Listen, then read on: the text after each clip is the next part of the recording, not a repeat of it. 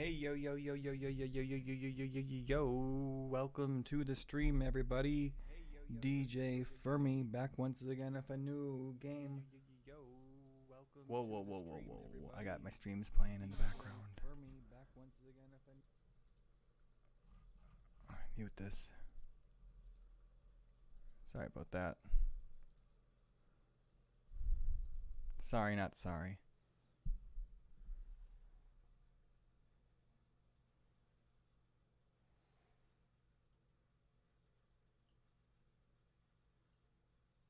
This loading screen could last for days.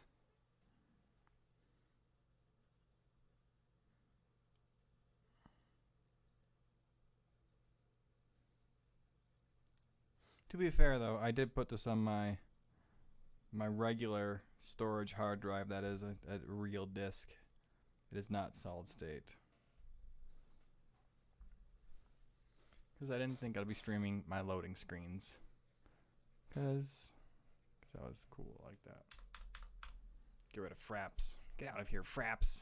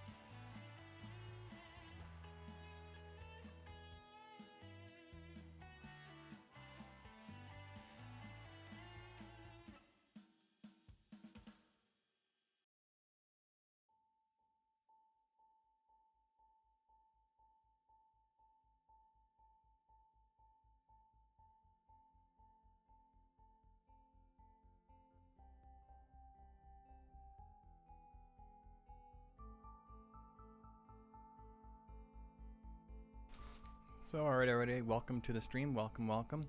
This is my first time playing this game. I have no idea what I'm doing. So let's watch me crash and fail. Probably a tutorial.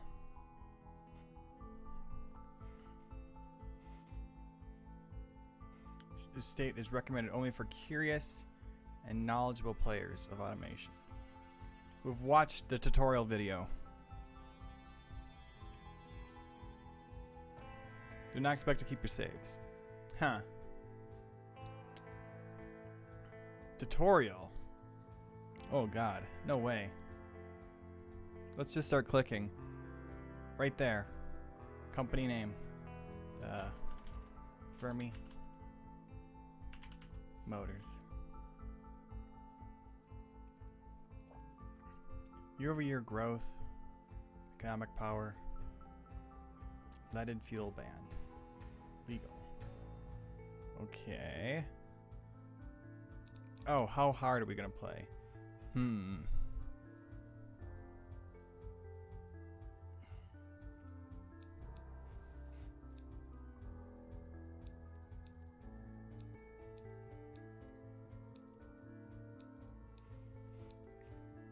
Try casual.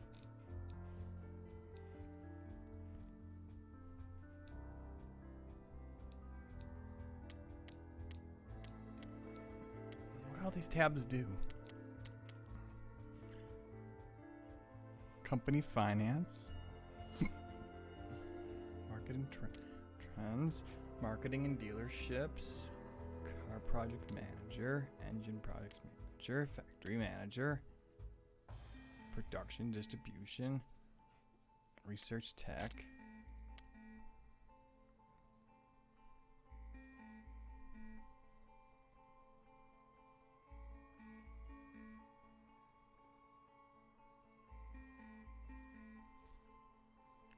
Interesting.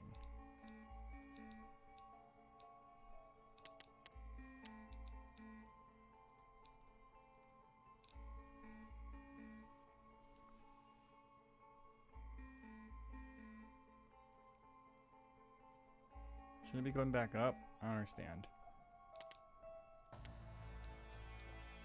Car projects manager.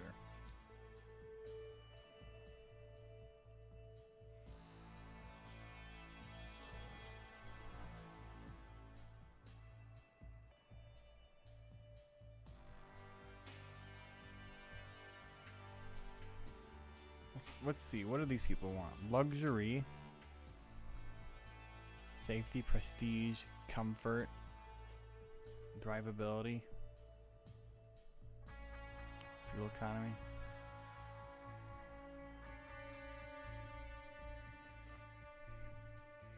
Fuel economy, prestige.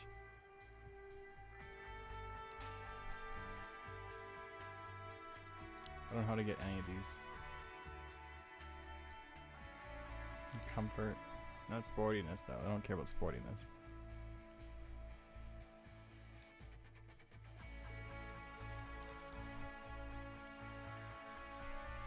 Model 1.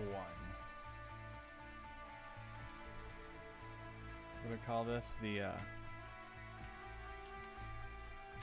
dead mouse.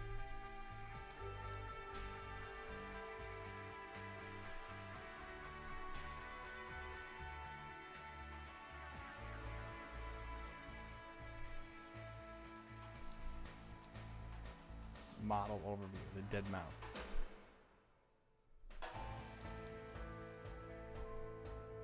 Now we get to the cool part of this game.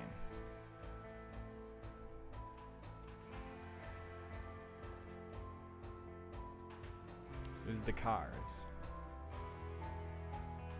What type of car are we gonna make?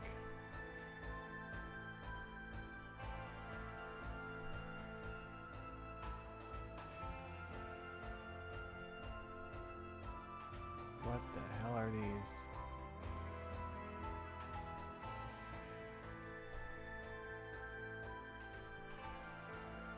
The base?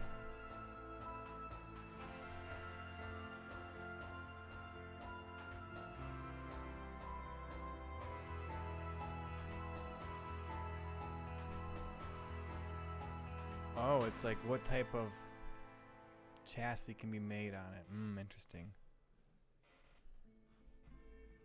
We're gonna be making tanks.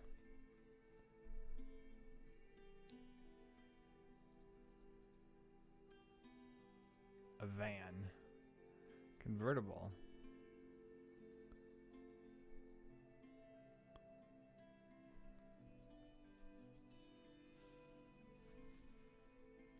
Oof. Big oof on that one. That's a nice ride.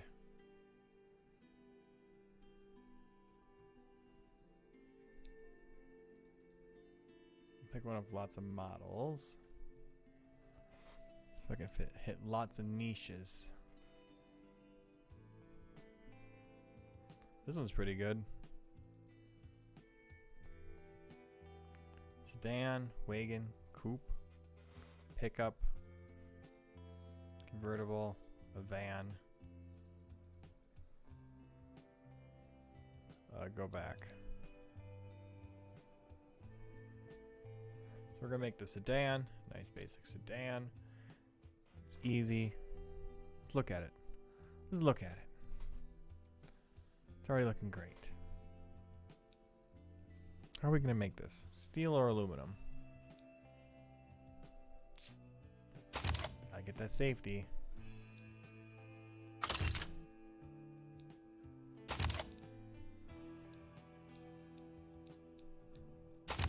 Steel, steel, brakes, suspension. So what do we got over here? Double wishbone suspension uses two triangle-shaped pivoting arms. I better see it. Okay, I see him. I see him. Connected at the top and the bottom of the hub. Right here. at one end and pivots on the chassis on the other. It is an independent suspension design, allowing the wheels to move independently of each other, giving major advantages to ride comfort and handling. With careful engineering, this design can become almost perfect wheel alignment throughout its travel, allowing for excellent riding handling, popular choice for racing vehicles. It is also not as tall, allowing for low bonnet lines.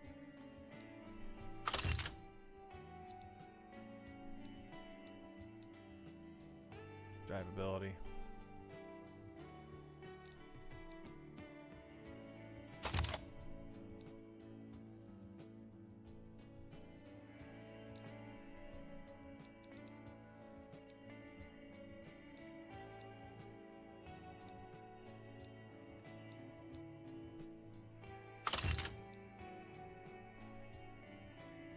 That was the rear.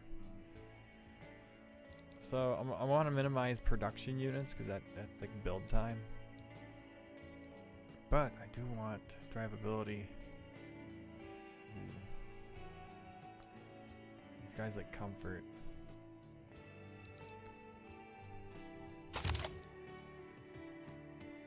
These guys have the best comfort.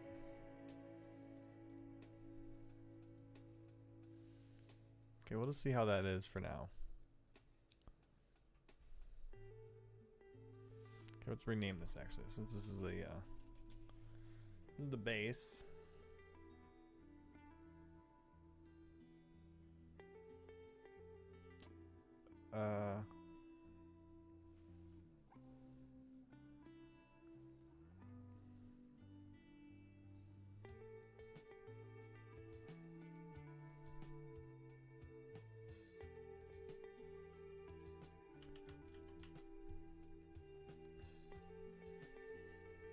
Gamma. Yeah, this is a Gamma. Deal with it. Over here we're designing a new engine. New engine projects. Ooh, how exciting. Engine block. What do I want to get? An inline. V3 inline. Is the matching machine casting containing a cylindrical bored holes for pistons to run in, as well as patches of coolants and lubricants. It is the core of the engine to which everything is built around. The bottom of the block contains supports and bearings to brace the crankshaft as it rotates. The engine must be rugged to contain the large forces and high temperatures exerted upon it. For this reason, it is the single heaviest component of the engine. Inline 3. Inline 3 consists of 3 cylinders in a block lined up in a row. This is a very cheap and simple, extremely compact engine. The inexpensive design allows for a good fit for small, lightweight vehicles where budget is a major concern. With forced induction, a 3 inline is capable of substituting for a 4 inline by being equally powerful but more economical. Due to their low cylinder count and lack of symmetry, they tend to run rougher than other engines, making them unsuitable for stressful situations. Sizing over 1 liter could result in overwhelming engine vibrations. Interesting. If I were to hide this,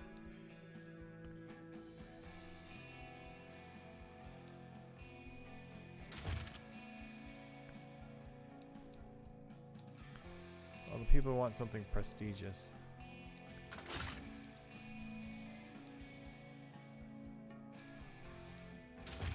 Holy crap. That's something.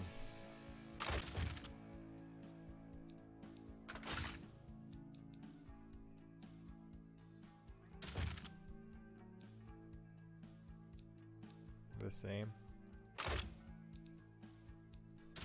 Same.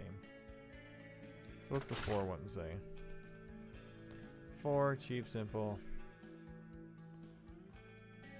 Lightweight, which is best suitable, economical for family cars. However, when tuned for high RPM or if forced induction is added, it will make for very quick, compact sports car. Ooh. Small number of cylinders can cause the 4 inline to be harsh and unrefined, and vibrations cause overwhelming designs of roughly 2.5 liters or larger. Go up to 6 liter. Tell me what you gotta say. Inline 6 configuration consists of 3 cylinders in a single block lined up in a row. Yeah, alright. While it is longer, less space efficient, and often costlier design, they benefit from being very smooth to superb engine balance, making them suitable for luxury cars. Fully balanced nature of the inline means that it can be used in large heavy-duty applications such as large trucks, utility vehicles. However, because it tends to be longer than a comparable V8, more expensive than an inline 4, it may not be fit for compact cars or meet the budget of inexpensive vehicles. What a V6, V8. The V8 configuration consists of 8 cylinders in a single block lined up in a V shape. There are 4 cylinders on each side bank with a 90-degree angle between the 2 banks and cylinders.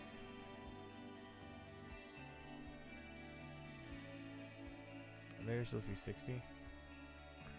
This configuration is a good design choice for an engine that requires more capacity that would make engines with less cylinders too big or rough. Provides a good compromise between prestige, performance, and affordability. Very versatile configuration, suitable for anything from utility to performance. There are 2 types of V8 configurations: cross-plane and flat plane. The primary difference being in the crankshaft design. Cross-plane crankshaft make the engine run smoother, while a flat plane configuration make the engine significantly more efficient.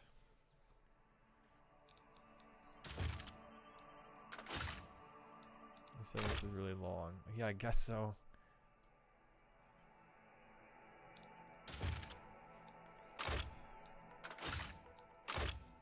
That's pretty big too.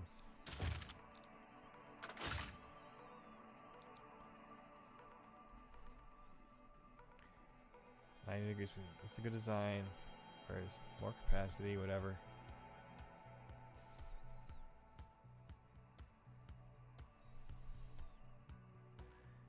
The cross.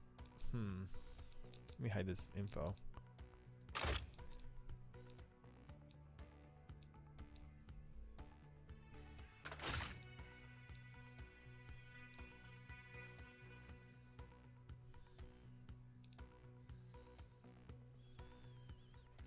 Alright, I'll take it.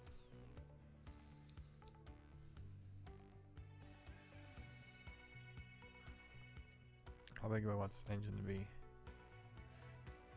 The bigger it is, the worse it'll do at high RPMs. So let's try to make it a square shape. Go 3.5.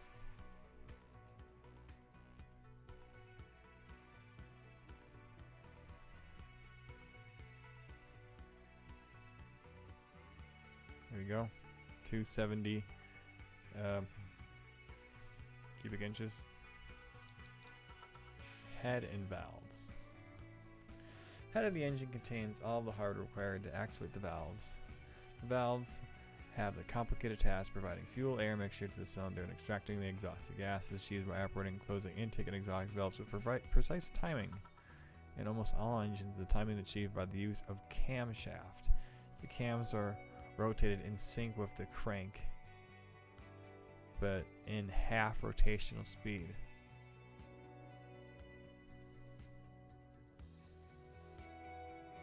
On the cams are lobs which open the valve. Yep, I did all that. Push rod engine. It's a camshaft, not inside the head, but in the engine block. To actuate the valves, metal rods extend through the engine. Valves are still snapped shut by springs. Advantages is that they're cheap and simple and compact. Disadvantages is that they're long, reciprocating mass. Fragile push makes it difficult to reach high engine speeds. Okay. I didn't say that on here.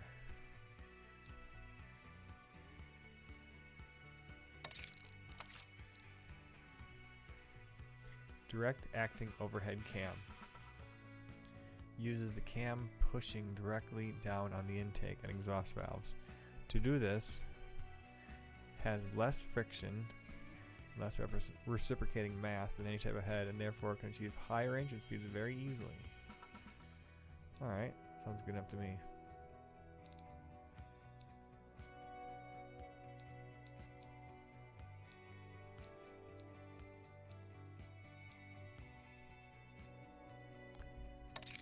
Then there's the overhead cam. Single overhead cam uses a single cam to actuate both intake and outtake valves. This is achieved using pivoting levers known as rockers. It is superior to the overhead valve heads in multiple ways. It has less reciprocating mass, thus achieves higher speeds more easily. It is more complex. Higher center of gravity.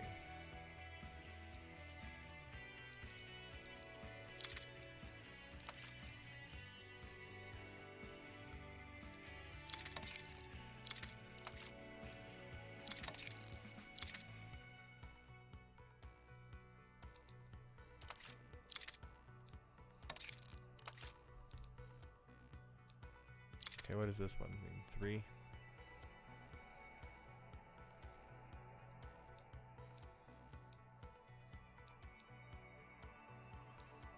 Emissions goes down.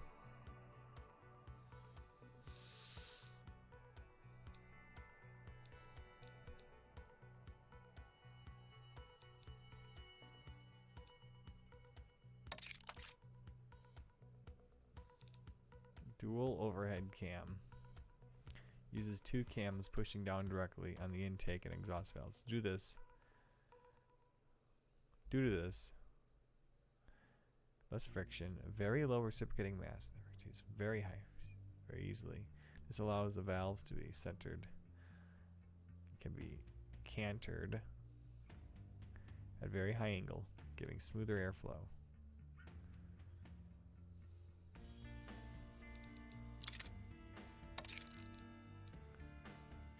Look at that one. So apparently that's our max engine. 5,000-6,000-ish, whatever, we'll figure it out.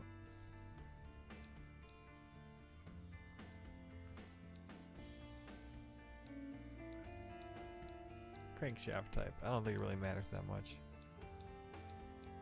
Nothing else really changes. Cast iron. Once hardened, very cheap. Where's cast iron plane?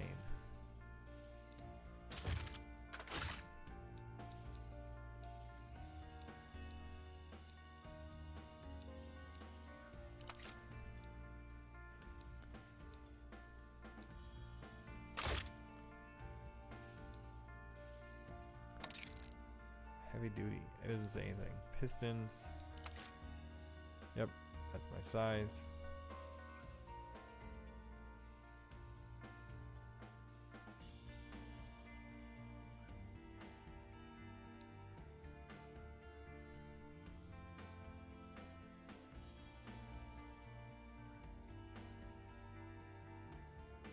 Did I accidentally make my engine too big again?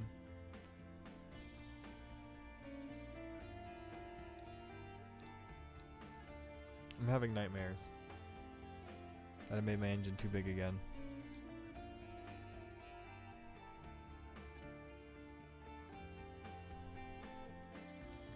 Air compression. Higher, more power. Let's leave this alone. Cam profile.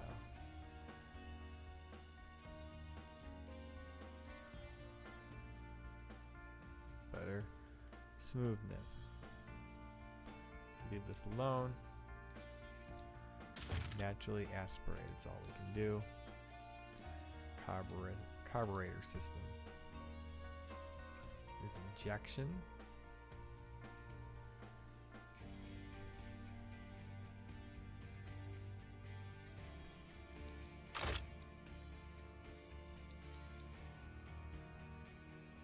Single barrel.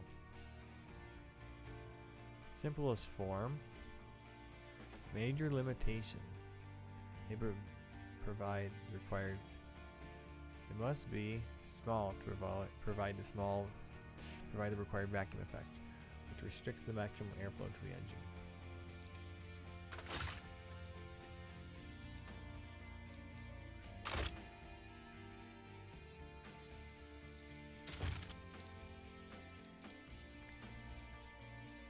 Engineering times all the difference here.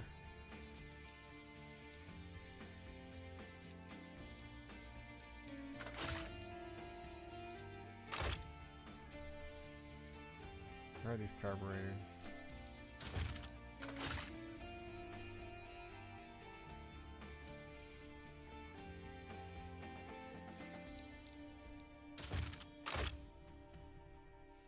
There's our engine.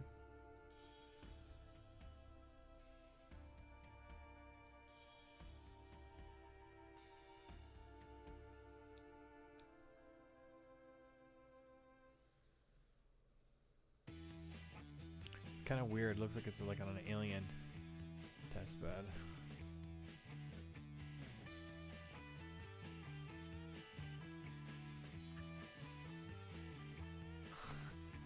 I like this room. Danger. This machine is remote controlled and may start off a warning.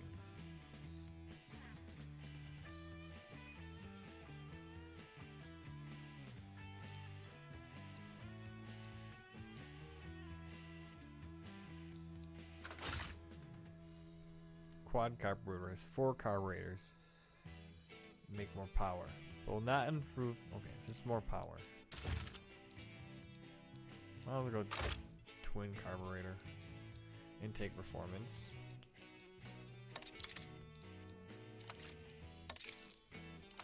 Standard. Flow, service, cost.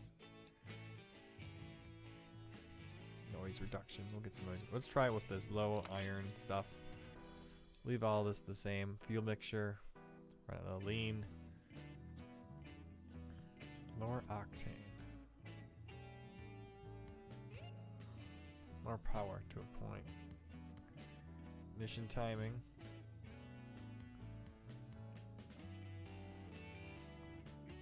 Running a pretty low octane fuel. Regular. Switch to regular.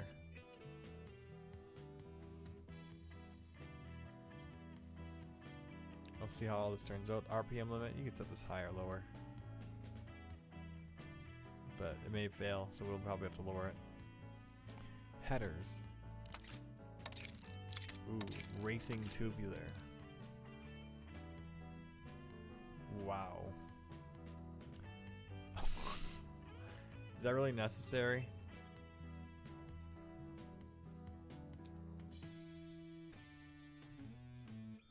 The exhaust manifold head refers to the piping used to gather the exhaust from each cylinder into the main engine system. They are responsible for ensuring the cylinders are efficiently cleared of spent exhaust gas and ready to receive a fresh charge of air and fuel.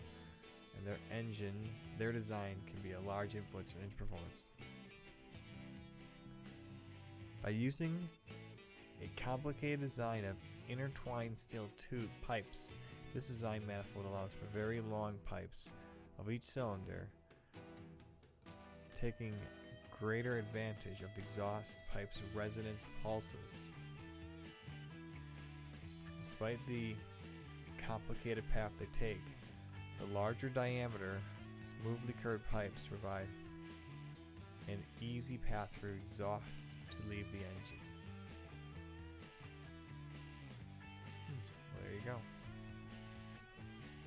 The strong resonant pulses and free flow of these manifolds means they produce even more noise than other types of engines, even though the inner winding pipes save some space in the design. This design is still the largest of all design manifolds. Okay. Well, we're really fine like that. Oh wow, it is pretty wide. Yeah, it sticks out wide there.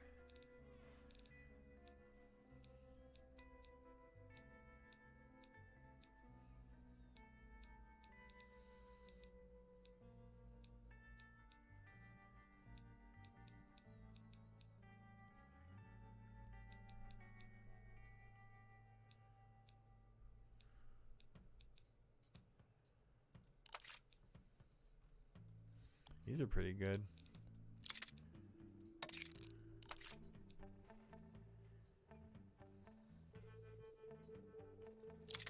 These long tubular are pretty nice as well.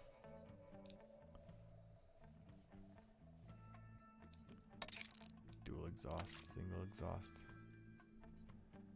Exhaust diameter. Oh, invite. Oh, that's interesting. They meet up like that. Okay, and we can go.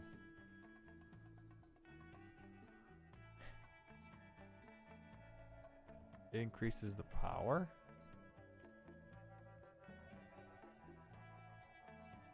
Whoa.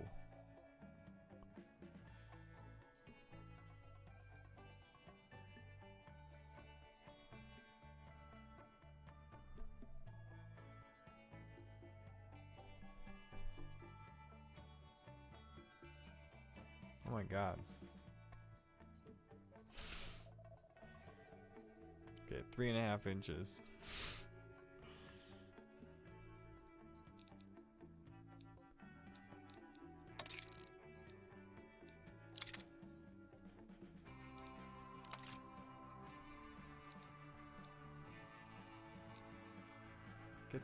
Get this garbage off my screen. Engine failed due to knock. Engine failed due to float valve. Valve float. Try to reduce. We'll see. So what do we got here? How many horsepower are we getting? 16 horsepower? Those are rookie numbers.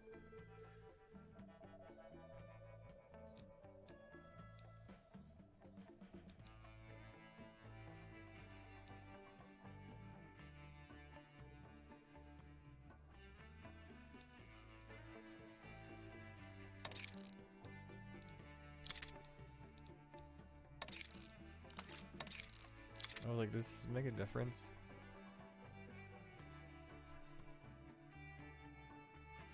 I didn't think it would. What?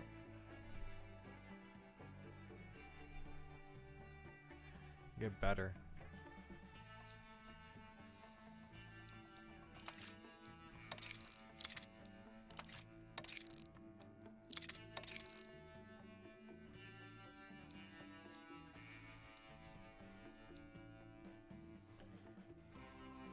We're getting knocking.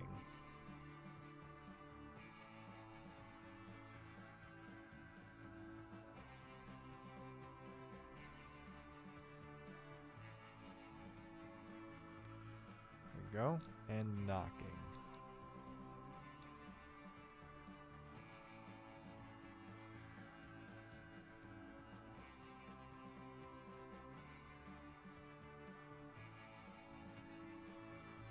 Smoothness.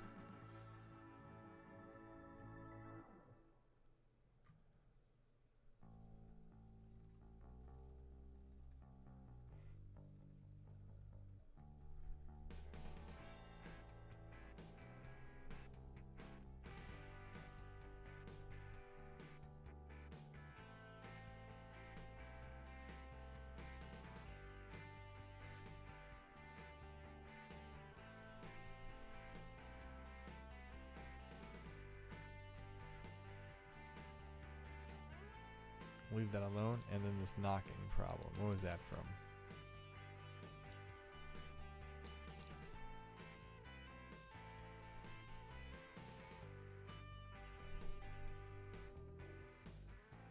Compression and ignition timing.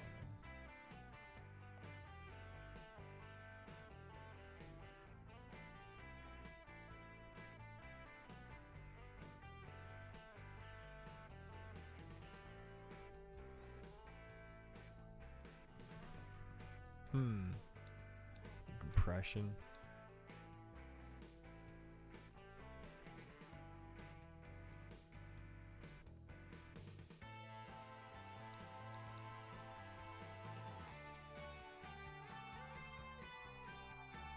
So better throttle response, fuel efficiency, or power.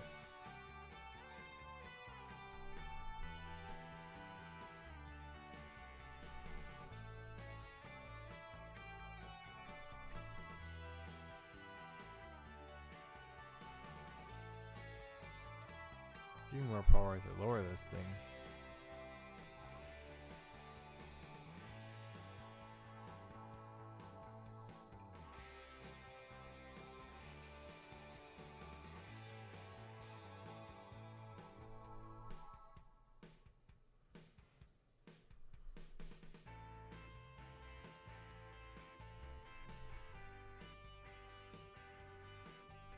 Let me go back to this one. This compression nonsense.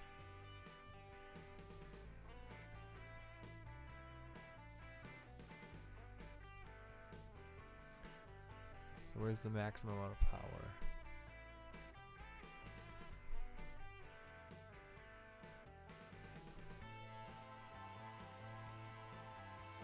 All looking good.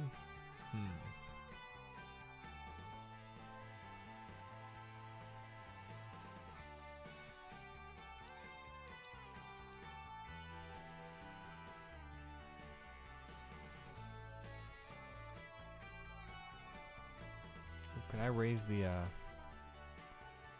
RPM limit?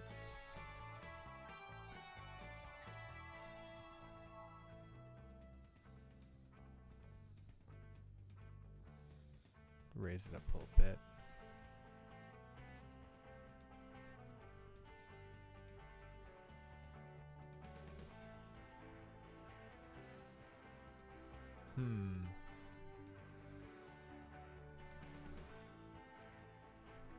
Into valve train runs into flow valve, which lowers high-end power, potentially reliability. Can you just make that part higher quality?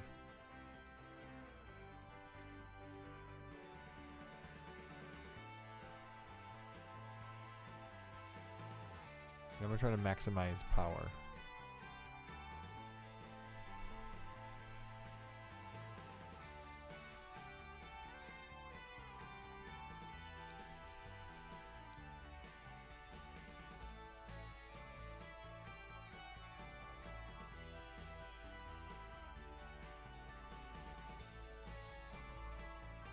So 2 inches is actually the optimal pipe diameter, it seems.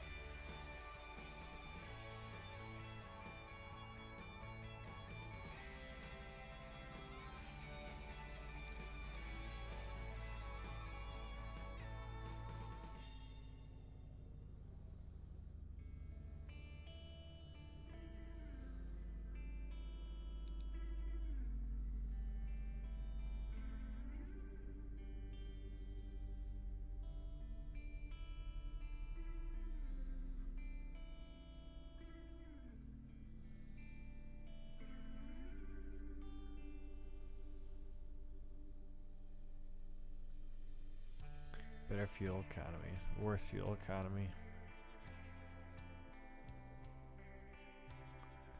Efficiency, economy.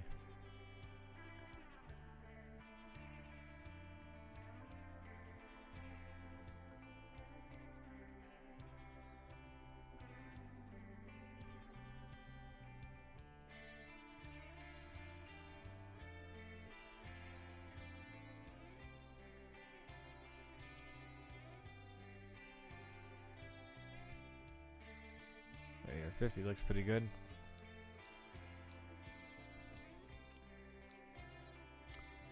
I'm gonna test this thing. Whoa.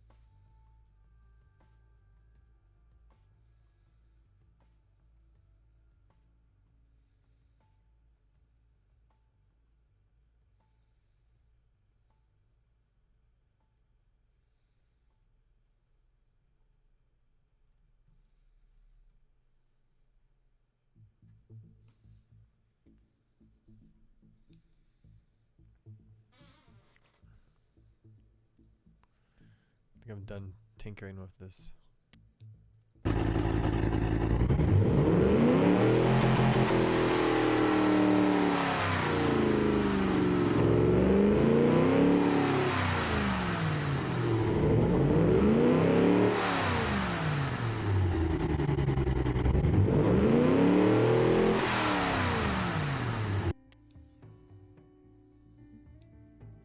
It's fine.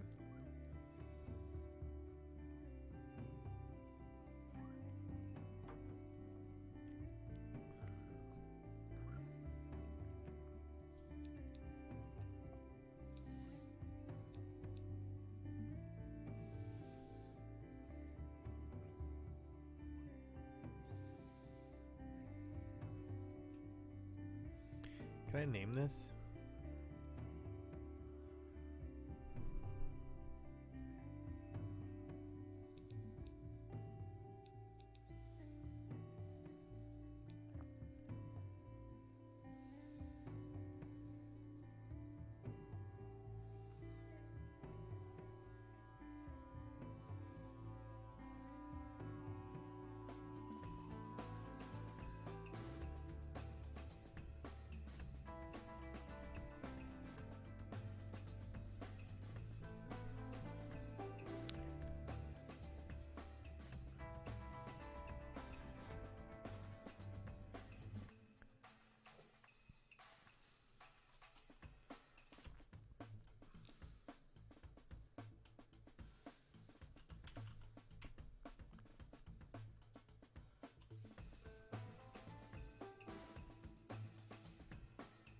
I don't know what this last one was, but we'll just go with it.